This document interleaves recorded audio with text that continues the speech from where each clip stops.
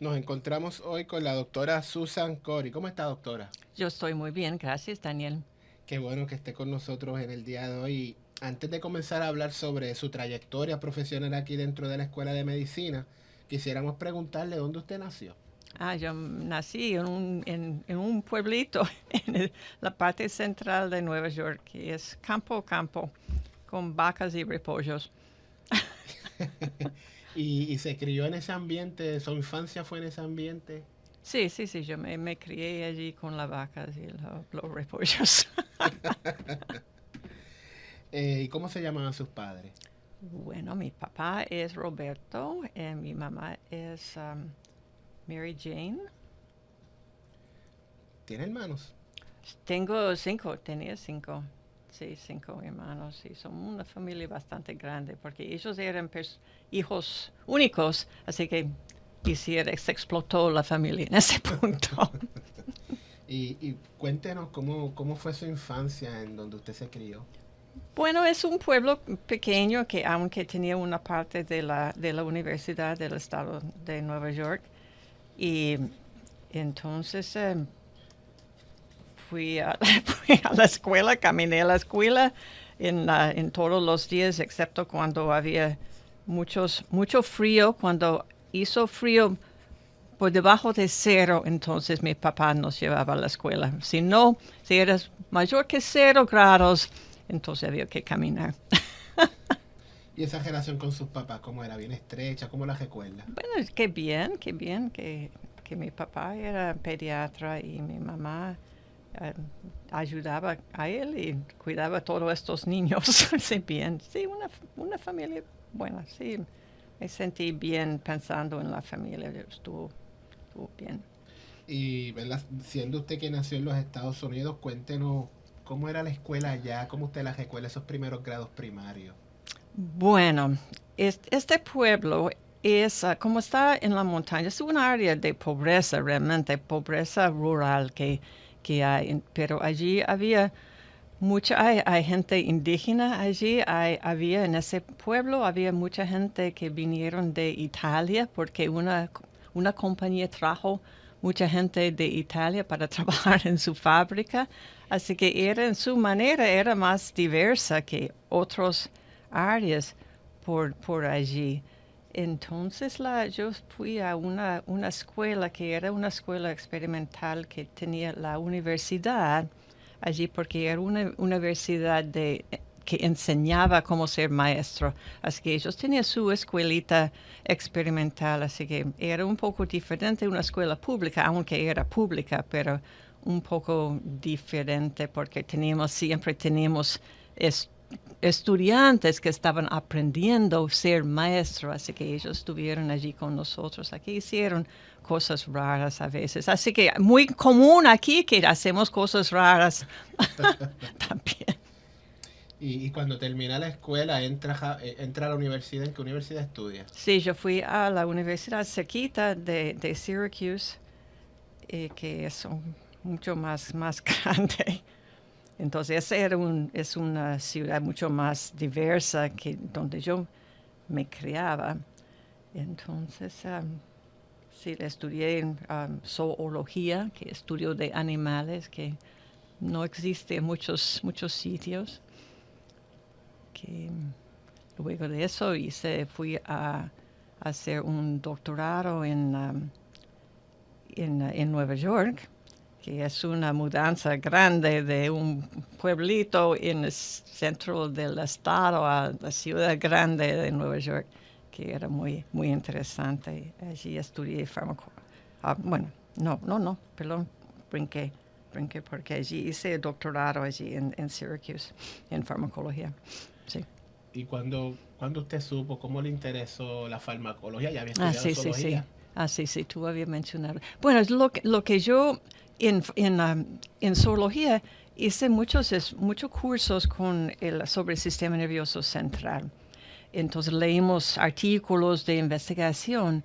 Entonces me di cuenta que la gente estaba haciendo el research que me interesaba eran principalmente farmacólogos, porque en ese momento estaban tratando de entender cómo las drogas que estaban en el mercado funcionaron. Así que esa gente estaban en las escuelas, en departamentos de farmacología. Hoy día, en farmacología hacen más de desarrollar medicinas nuevas, pero en ese tiempo estaban tratando de entender cómo las medicinas viejos funcionaron. Y una vez termina el doctorado, ¿en qué se especializa? ¿Qué hace cuando acaba de estudiar? Bueno, sí, eso siempre es una pregunta. ¿Qué voy a hacer? Así que fuimos a hacer un postdoctoral en Nueva York. Ese fue en ese momento que fuimos a Nueva York. Entonces allá fui a Cornell, que en el departamento de fisiología, que farmacología y fisiología siempre están muy, muy ligados. Y que ella, la doctora con quien hice el postdoc, estaba haciendo una investigación que a mí me interesaba. Así que solicité y me aceptaron. Ya que estamos hablando de farmacología, abunde, explique qué es la farmacología para los que nos están viendo. Bueno, sí, es ese punto que la farmacología ha cambiado. Cuando yo entré en la farmacología, su focus era principalmente de entender cómo las drogas ya en el mercado funcionan, porque nadie sabía realmente en ese tiempo, estaban todavía en Pampers, eso de entender cómo las drogas funcionan. No sabían cómo funciona la aspirina, el Advil en ese tiempo. Pero ahora la farmacología más se trata de identificar lo que le dicen blancos nuevos para drogas y tratar de desarrollar drogas nuevas para enfermedades que están en el mercado. Así que ha evolucionado bastante el campo de farmacología en estos últimos 50 años. ¿Y cómo usted llega a Puerto Rico? ¿Cómo llegué a Puerto Rico? Bueno, estuvimos buscando, porque estaba casado con un fisiólogo, estuvimos buscando un lugar para 2 personas, entonces estuvimos allí en Nueva York, y la persona con quien estaba trabajando mi esposo, él había conocido a Walmart de Melo, que él había pasado un tiempo en Nueva York en uno de los sitios. Entonces él sabía que Puerto Rico en ese momento estaba buscando expandir la escuela de medicina, porque en ese tiempo los estudiantes y los doctorados no podían hacer mucha investigación, había que meterse en la enseñanza porque hay una necesidad de cubrir la enseñanza. Entonces ellos en ese tiempo decidieron traer gente de afuera, expandir bastante el número de facultativos para que pudieran tener investigación y tener su enseñanza y tener tiempo para hacer investigación. Y también eso es necesario para la acreditación. Así que eso fue una política de la escuela en ese tiempo de traer más gente para abultar la investigación. Entonces, cuando usted llega a Puerto Rico, ¿ya existía el departamento de farmacología o estaba formándose en esos años? Bueno, lo que casi no existía era este edificio, porque cuando llegamos habían abierto este edificio y el departamento de farmacología existía por debajo del castillo antes. Entonces él lo pasó a Di Melo para que él pudiera dedicarse a la investigación del castillo. No le gustaba mucho dar clase, así que del castillo se quedó con el Instituto de Neurobiología en Viejo San Juan.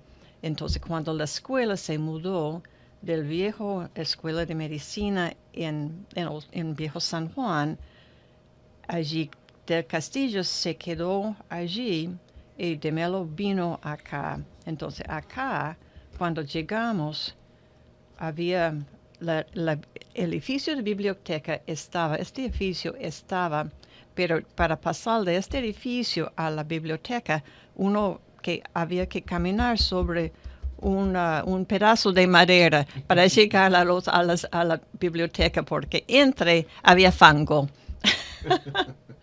Y estaba todavía construyéndose el edificio, los edificios. Usted llega a trabajar con nosotros aquí a mediados de los años 70, principios de los 80. 73, ya. ¿Y qué recuerdo, aparte de cruzar por el fango para ir a la biblioteca, qué otro recuerdo usted tiene cuando empezó a dar clases aquí en la Escuela de Medicina? Ay, bendito, era todo era tan diferente.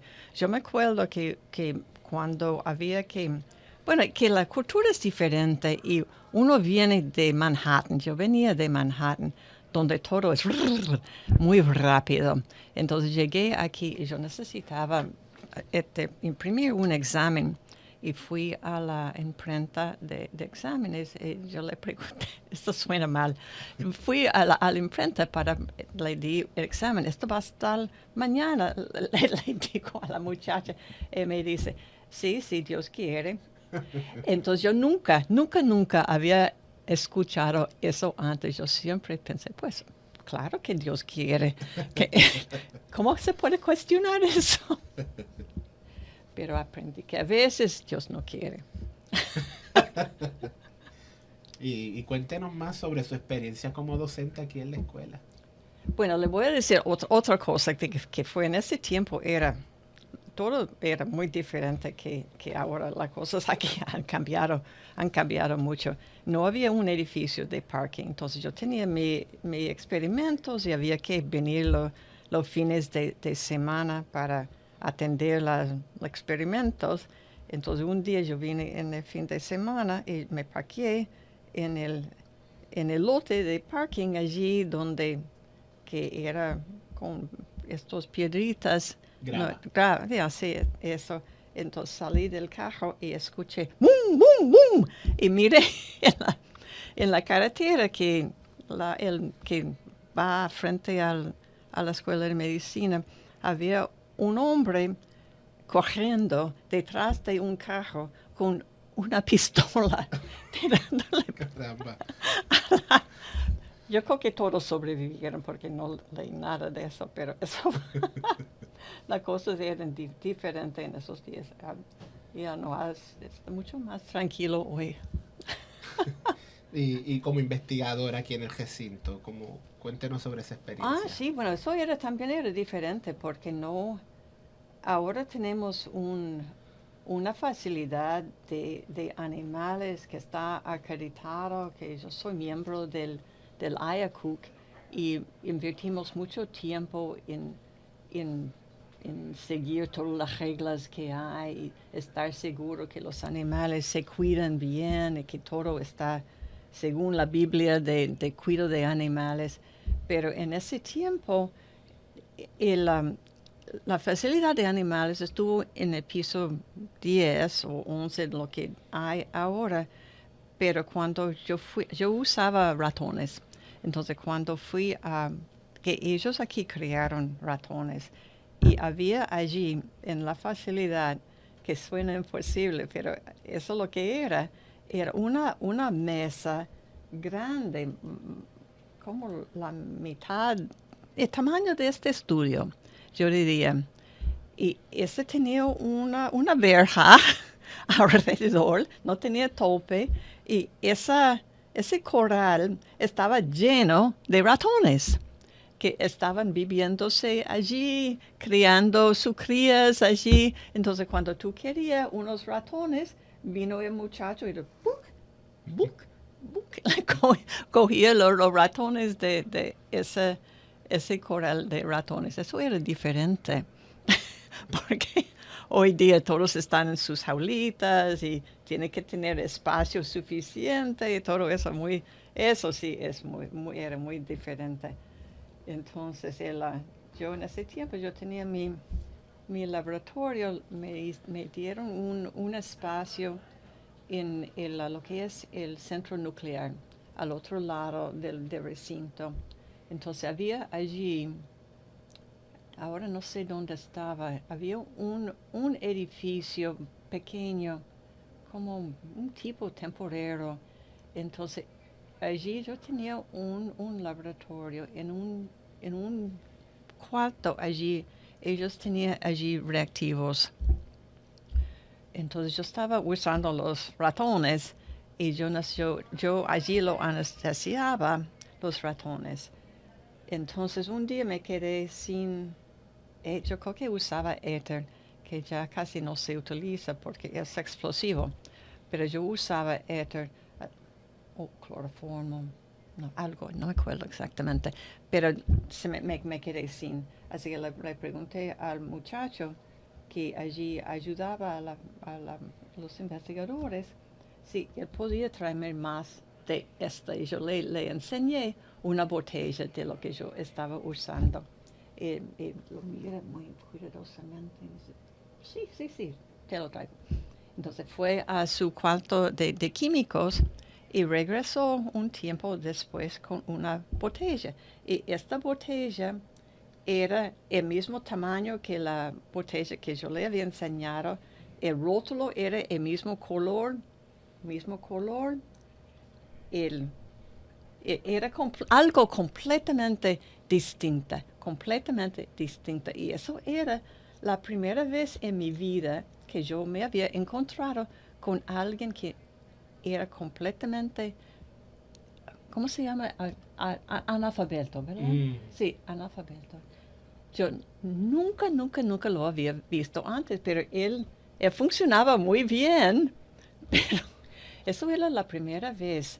Y yo sé que esto está bastante bajo control ahora en Puerto Rico, pero eso era una sorpresa para mí que no lo había visto antes. Así que ha cambiado mucho Puerto Rico en estos años, que hay una mejoría bastante, yo diría bastante grande que hay. Usted ha estado en varios comités y juntas aquí dentro de la Escuela de Medicina. Cuéntenos sobre neurobiología y las promociones de primer año.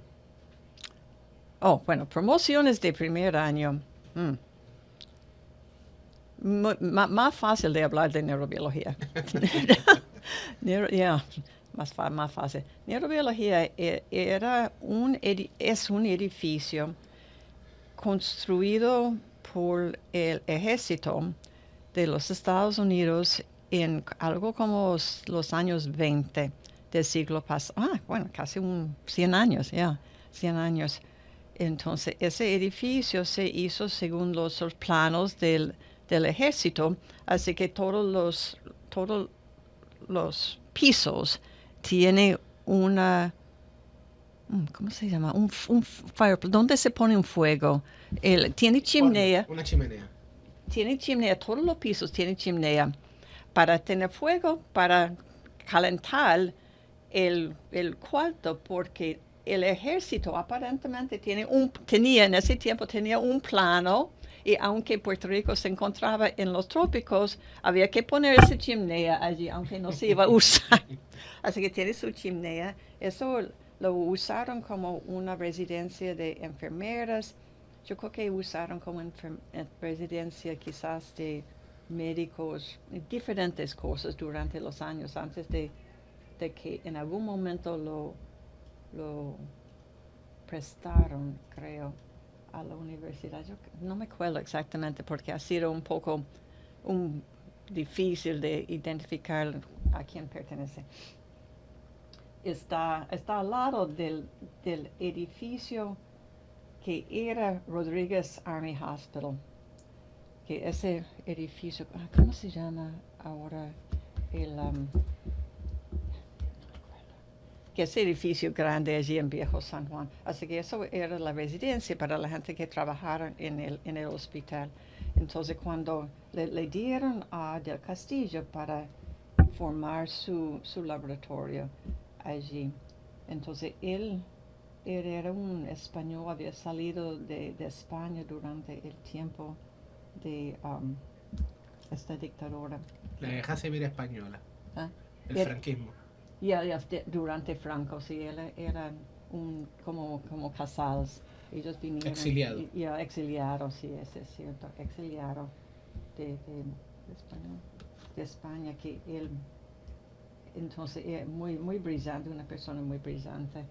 Entonces, él tenía su grupo allí, el edificio era viejísimo. Yo me acuerdo un día, yo estuve allí un fin de semana, como yo siempre trabajaba 24/7, un fin de semana estuve allí, miré a la pared y había humo saliendo de unos desenchufes. El edificio era viejo, es viejo. Han hecho muchos cambios y ahora tiene laboratorios muy buenos, tiene equipos muy buenos, pero sigue siendo muy viejo. Le iba a preguntar también sobre honores y reconocimientos. Los estudiantes graduados los reconocieron a usted como profesora distinguida. Cuéntenos de esa. Pues no sé qué puedo decir, que estoy muy agradecida. Así me gustan los estudiantes, yo siempre trato de ayudar que salgan bien. Yo creo que últimamente se molestaron conmigo porque no hice algo que ellos querían que hiciera. Por eso que no tengo honores recientes con ellos. Porque no se puede siempre complacer a lo que los estudiantes quieren. Pero es un tiempo muy, muy importante en la vida cuando están llegando por fin, después de muchos años de entrenamiento, tratando de conseguir todas las destrezas de la carrera que pueden durante ese tiempo. Y ahora están a punto de salir y buscar un empleo, de tratar de hacerlo por sí mismo. Y eso realmente necesitan mucho apoyo en ese tiempo para que salgan bien. Y gracias a Dios todos, yo creo que todos han salido bien. Doctora, sobre proyectos en los que usted ha estado trabajando, háblenos sobre el National Eye Institute o el Juvenile Diabetes Foundation.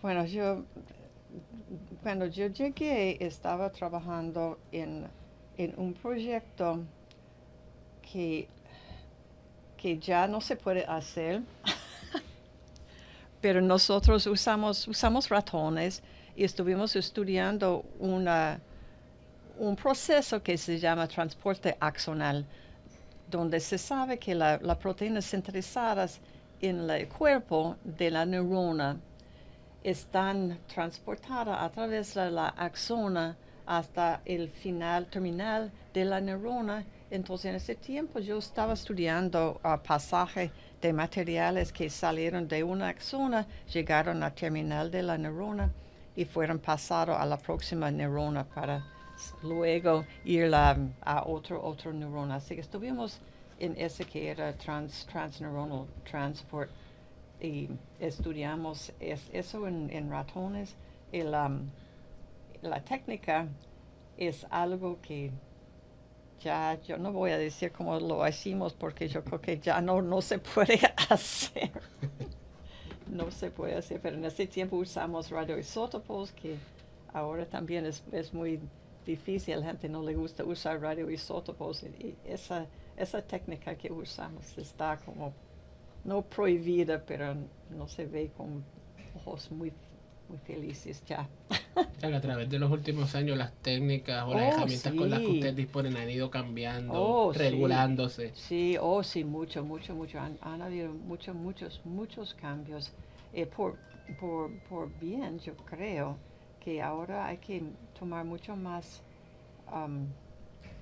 cuidado con el cuidado de los animales, porque los animales es un privilegio poder usar la vida de un otro ser para su investigación. Entonces hay que tener mucho más cuidado con que ellos estén bien, que ellos no optaron por esa cosa en su vida, así que hay que tratarlo bien. Y sobre la Juvenile Diabetes Foundation, ¿qué nos puede contar? Bueno, bueno, yo tenía un grant de Juvenile Diabetes. De conseguir en ese tiempo yo inicialmente tenía fondos, tenía un grant de NIH, entonces tuve dificultad en renovar ese grant, así que yo miré a ver donde la gente que están trabajando en las áreas que me interesan, donde ellos consiguieron sus fondos.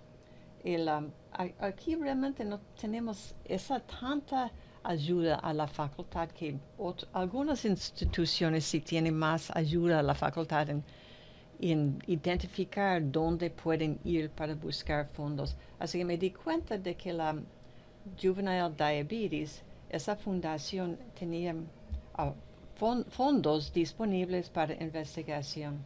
Así que conseguí fondos para investigación porque es la proteína con que yo trabajaba y el sistema de transporte axonal con lo que yo trabajaba está afectado en diabetes juvenil. Así que eso conseguir ese fondos. Es difícil conseguir fondos. Uno llega, ¿dónde?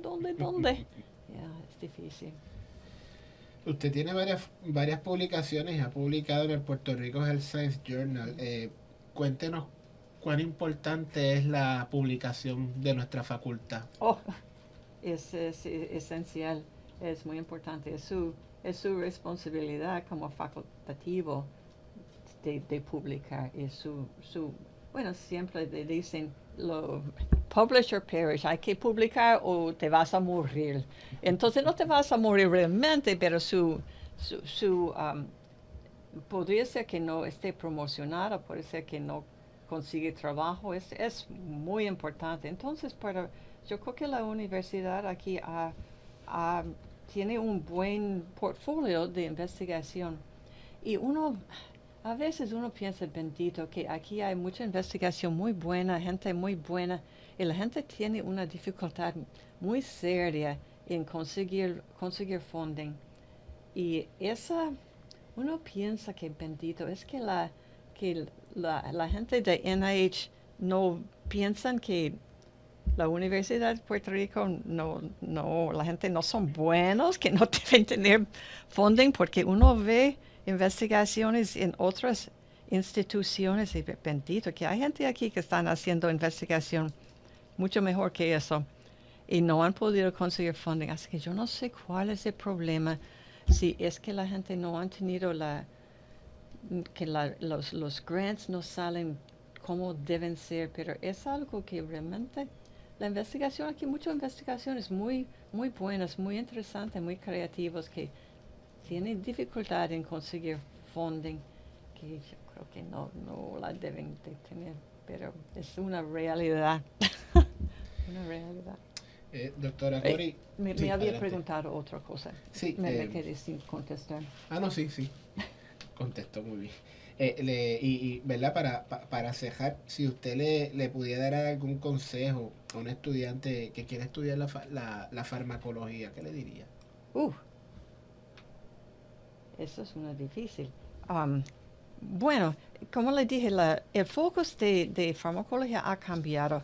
Ahora hay mucho más interés en dos cosas. Uno es de identificar blancos para drogas nuevas. Así que eso va a ser una investigación donde uno está estudiando una enfermedad y buscando a ver cuáles son los puntos débiles en esta enfermedad que uno podría atacar, que es algo que realmente no existía antes. Y el otro es de una vez que tenga blancos identificados, es de tratar de desarrollar drogas. Así que yo creo que hoy día la biología molecular es primordial, tiene que tener buena fundación en la biología molecular.